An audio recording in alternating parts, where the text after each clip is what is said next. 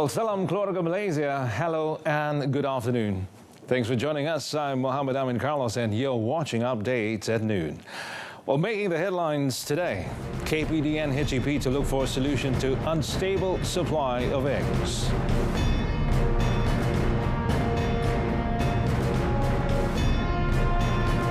Our second headline, well, Colombia bus packed with passengers overturns near a ravine.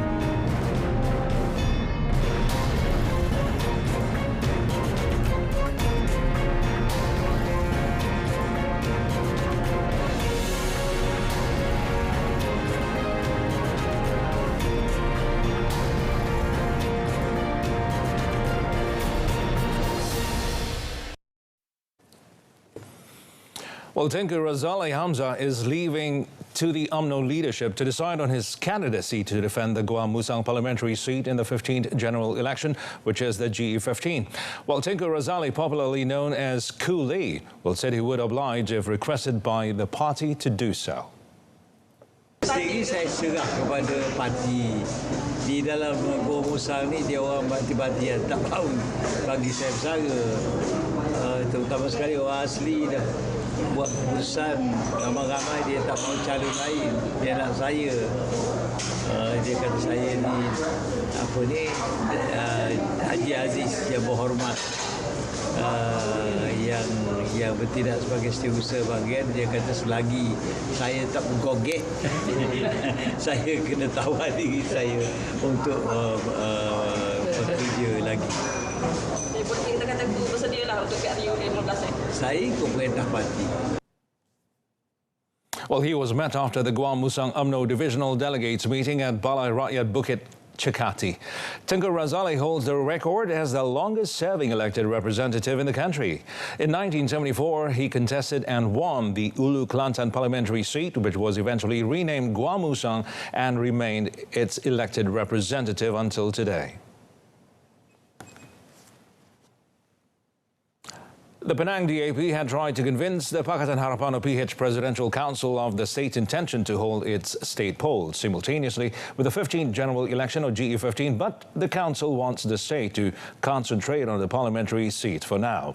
Well, Penang Chief Minister Chow Kun Yeow said the PH Council did not oppose the idea, but they want the state elections of all three PH-held states to be conveyed at the same time. Now, the PH Presidential Council meeting decided today that the Pulau Pinang State Assembly, or DUN, will not be dissolved until next year. While DAP Secretary General Anthony Loke said PH's decision to not dissolve the state assemblies of Negeri Sembilan, Selangor and Pulau Pinang this year should be maintained to avoid a situation that could create a perception of disunity in PH. Meanwhile, Chow, who is also the Pulau Pinang DAP chairman, hoped the people will accept the decision, even though some of them are disappointed. However, they have also tried their best, including appealing the matter to the PH Presidential Council. Well, according to Chow, he also conveyed the official decision of PH not to dissolve the Penang State Assembly to Pulau Pinang Governor Tun Ahmad Fuzi Abdul Razak.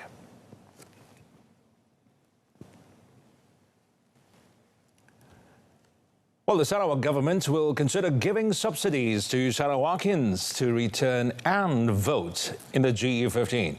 Well, Sarawak Premier Tan Sri Abang Johari Tunopeng said the matter would be discussed in detail with other leaders.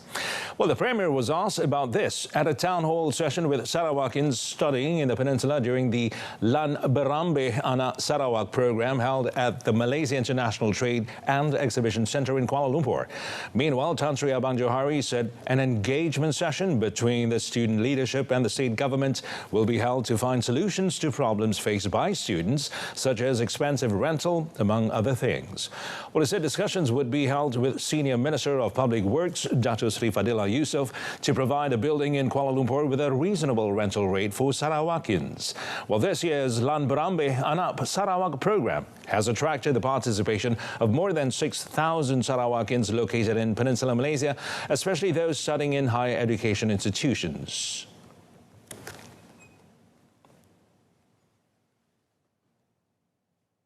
Well, candidates contesting in the GE15 in Sarawak should avoid raising racial issues in their campaign.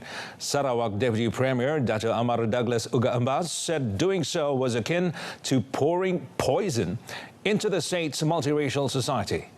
Well, in a statement, the Deputy Premier said in a plural society like Sarawak, all parties should not resort to such tactic of using racial issues, adding it was negative, most unsavory tactic to fish for votes.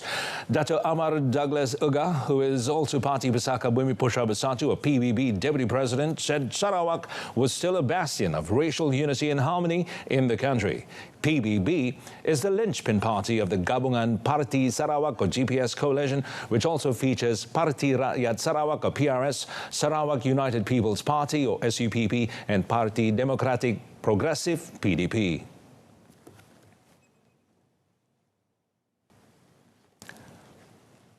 The Domestic Trade and Consumer Affairs Ministry, KPDNHEP, will hold discussions with egg suppliers in the country to look for a solution regarding unstable market supply issues. Its Deputy Minister, Dr. Rosul Wahid, said the matter up for discussion include reasons given by suppliers claiming that the period for the controlled ceiling price for eggs was too long, while forcing some suppliers to shutter their business. The ministry had also asked the Agriculture and Food Industry Ministry to ensure that subsidy claims progress smoothly to ensure that it would not be turned into an excuse and to ensure a stable supply of eggs in the market. He admitted receiving complaints from the public about the shortage of eggs, especially for grades A, B and C in a majority of areas in the country that have affected traders.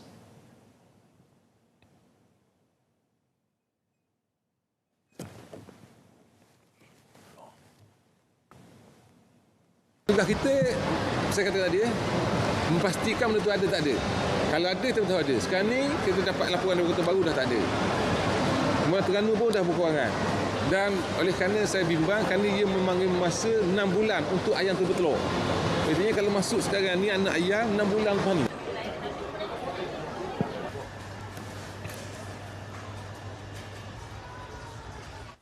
Well, the Battle of the King, also the BOTK 2022 at the Terengganu racetrack in Gongbada, was stopped immediately after one of its participants died during an accident during the race. The incident was announced by BOTK 2022 organisers, that's MUSC Motorsports, on its official Facebook. Well, according to the organiser, the race series, which was supposed to end today, was suspended immediately to show respect to the victim and his family. It was reported that the racer who died while participating in the BOTK 2022 drag race was identified as Apeh Jamal, or his real name, Muhammad Hafiz Jamal Jamaluddin. Apeh Jamal died after sustaining serious injuries when his drag car Mitsubishi Lancer Evo lost control and crashed into a tree near the track. Meanwhile, Kuala Terengganu Police Chief ACP Abdul Rahim Madin confirmed the tragic incident.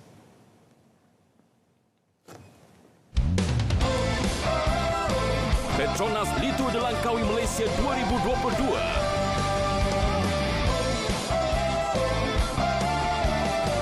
Isnin 17 Oktober, siaran langsung perlumbaan peringkat ke-7 dengan laluan dari Pekan Kuah ke Gunung Raya, Langkawi, 3 petang dan sorotan harian 11.30 malam di saluran OK dan saluran sukan RTM.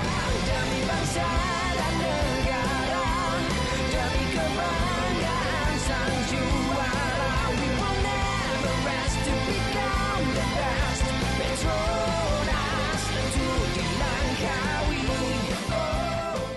Hepatitis adalah penyakit keradangan hati akibat daripada jangkitan virus hepatitis. Hepatitis A yang berjangkit melalui pencemaran makanan dan air biasanya menyebabkan jangkitan hati yang akut dan tidak berpanjangan. Hepatitis B dan C pula berjangkit melalui darah yang tercemar. Antaranya adalah melalui perkongsian jarum suntikan, transfusi darah, hubungan seksual dan jangkitan ibu kepada anak. Berlainan daripada hepatitis A, hepatitis B dan C boleh menyebabkan kerosakan hati yang kronik dan bara hati. Kebanyakan pesakit hepatitis B dan C tidak mengalami tanda dan gejala pada peringkat awal. Tanda atau gejala seperti muntah darah, jaundice dan busung hanya akan muncul setelah penyakit hepatitis menjadi semakin kronik. Oleh itu, lakukan ujian saringan hepatitis jika anda berisiko tinggi untuk mendapat jangkitan dan dapatkan rawatan dengan segera jika perlu di klinik kesihatan terdekat. Bersama kita cegah hepatitis.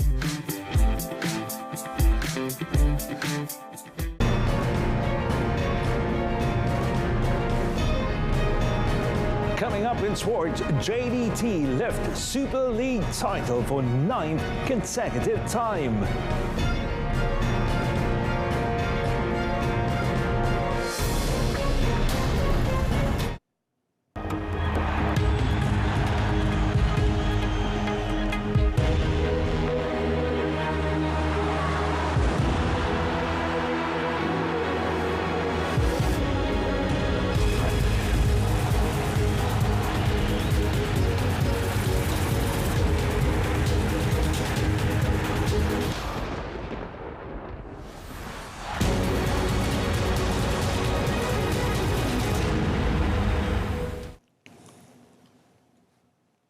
Well, Johor Darul Takzim JDT lifted the 2022 Super League trophy last night to register their 9th consecutive title and receive the trophy during a glittering ceremony in front of 35,000 cheering fans at the Sultan Ibrahim Stadium.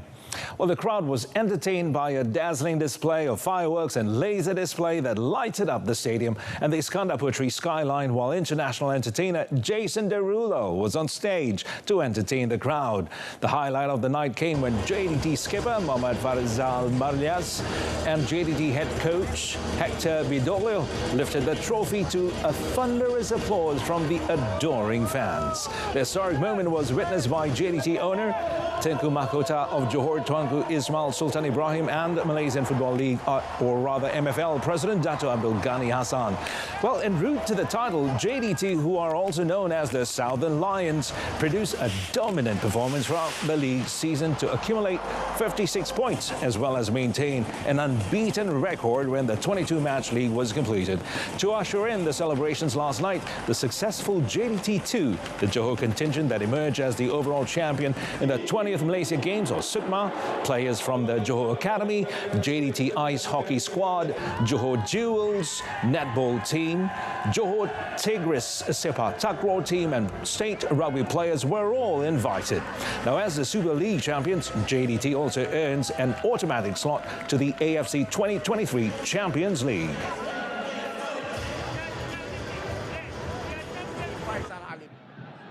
Well, at the Darul Aman Stadium in Al-Asar, Terengganu FC, or TFC, confirmed the runner-up spot in the Super League to clinch a slot in the 2023 AFC Cup after beating Kedah Darul Aman FC 3-1. Prolific forward Faisal Abdul Halim struck as early as the 4th minute before import striker Tichiche Kipre added the 2nd in the 15th minute and 3rd in the 73rd minute before Kedah import Deci Marcel reduced the deficit in the 88th minute.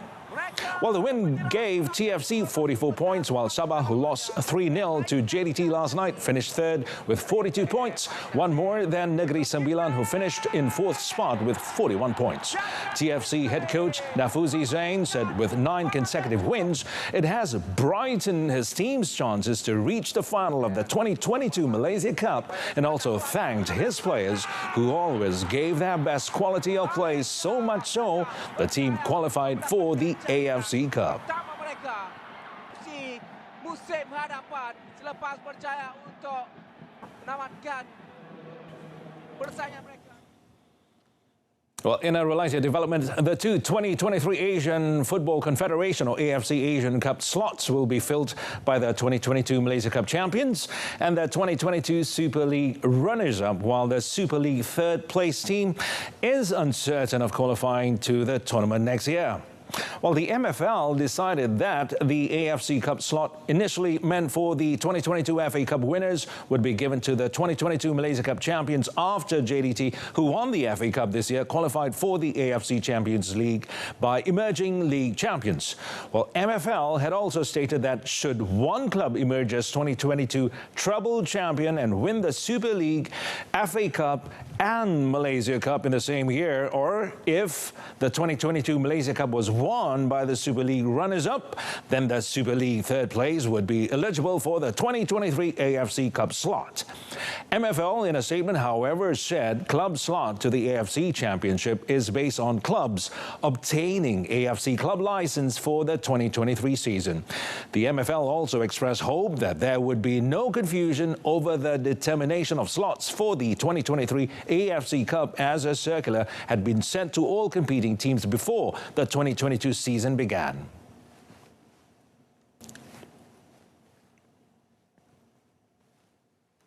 Well, a total of 242 athletes, as well as 120 officials and coaches of the Johor contingent, receive incentives amounting to 1.35 million ringgit for emerging as the overall champion of the 2022 Malaysia Games, SUKMA, last month. Well, Johor Menteri Besar Dato' Onn Hafiz Ghazi said the incentive was a token of appreciation for the success of the state contingent in winning 77 gold, 52 silver and 43 bronze medals at the 20th Biennial Games.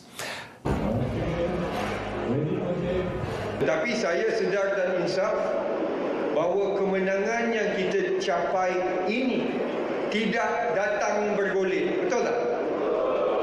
Ia memerlukan usaha, keringat, air mata, pengorbanan daripada semua pihak yang berada di dalam dewan ini. Saya ingatkan dan saya ingat lagi, usaha untuk meraih kejuaraan ini bermula 3-4 tahun yang lepas.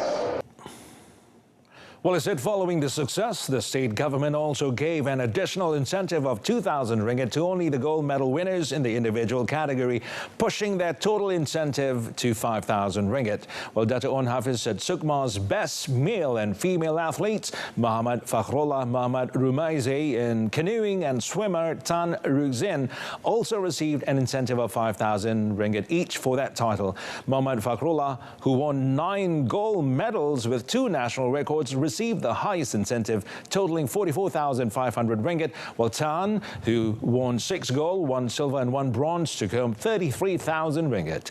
Dato' Onn Hafiz hoped the Johor contingent could continue to achieve success at the next SUKMA Games after creating history and emerging as champions for the first time in the 36 years of SUKMA's organisation. Well, that concludes today's edition of Updates at Noon. In our top story, at least 20 killed in Colombia bus accident. Well, Fix will leave you with visuals of Star Wars characters paraded through the streets of Mexico City on Saturday to express their fanaticism for one of the most influential film series in history.